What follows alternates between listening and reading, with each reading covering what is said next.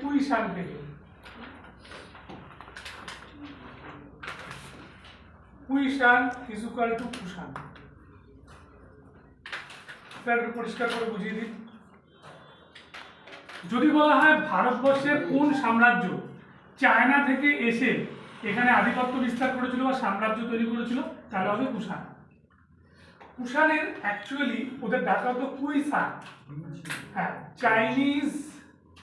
চায়নাতে ওদের ডাকা হতো কুইশান। কুইশানটা যখন ওরা এলো তখনই ওরা ভারতীয় কোনো একটা নাম হয়ে গেল কুষাণ।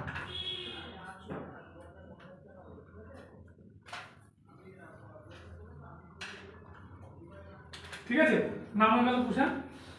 ওরা যখন যে জায়গা থেকে এসছে সেই জায়গাটা কি দুটো জায়গা আছে, একটা নাম মনে রাখবে হুয়াংহো, একটা হুয়াংহো। ঠিক আছে,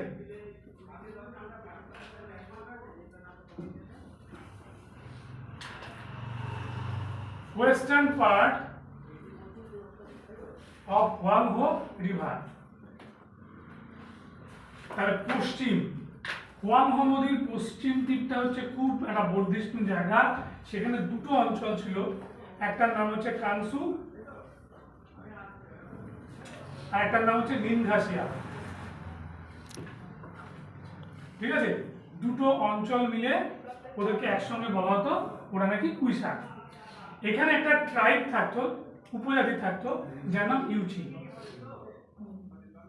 ঠিক আছে, এবার ওরা তো অনেকটা অঞ্চল নিয়ে রয়েছে ইউচি ট্রাইবরা।